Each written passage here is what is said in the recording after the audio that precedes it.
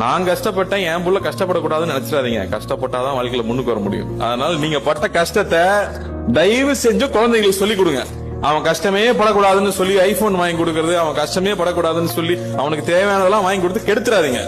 நீங்க என்ன கஷ்டப்பட்டீங்கன்னு தயவு செஞ்சு சொல்லுங்க. எங்க அப்பா எங்க கிட்ட ஒவ்வொரு நாளும் சொல்லியிருப்பாரு, அநேகமா விஸ்வநாதன் சாரும் சொல்லியிருப்பாரு, டே நான்லாம் 7 கிலோமீட்டர் நடந்து போய் படிச்சேன், அப்பா இந்த கதை எத்தனை தடவைப்பா சொல்லியிருப்பேன் இவங்களும் நினைச்சிருப்பாங்க. ஆனா அந்த கதை அன்னைக்கு போர் அடிக்கும், ஆனா வளர்ந்து வந்ததுக்கு அப்புறமா நிறைய உணர்வும். நம்ம அடுத்தவங்களுக்கு செய்யணும், அடுத்தவங்களுக்கு கொடுக்கணுங்கிற எண்ணம் வர்றதே அந்த கஷ்டங்களை கேட்டு வரும்போது தயவு செஞ்சு நீங்க பட்ட கஷ்டத்தை குழந்தைங்களுக்கு சொல்லி சொல்லி சொல்லி வளங்க. அது ரொம்ப ரொம்ப முக்கியம். அடுத்த ஜெனரேஷன்ல நான் பெரிய கேப்பா பாக்குறது அதுதான். கஷ்டத்தை சொல்றதே இல்ல, அவனுக்கு தெரியக்கூடாது, கஷ்டம் தெரியக்கூடாதுன்னு நினைக்கிறாங்க. கஷ்டம் தெரியணும், கஷ்டம் தெரிஞ்சதான் அவன் கஷ்டத்தை உணர போறது இல்ல, அட்லீஸ்ட் புரிஞ்சுக்கவாது தெரியணும். நான் கஷ்டப்பட்டேன், என் புள்ள கஷ்டப்படக்கூடாதுன்னு நினைச்சிடாதீங்க. கஷ்டப்பட்டாதான் வாழ்க்கையில முன்னுக்கு வர முடியும். அதனால நீங்க பட்ட கஷ்டத்தை தயவு செஞ்சு குழந்தைங்களுக்கு சொல்லி கொடுங்க. அவன் கஷ்டமே படக்கூடாதுன்னு சொல்லி ஐபோன்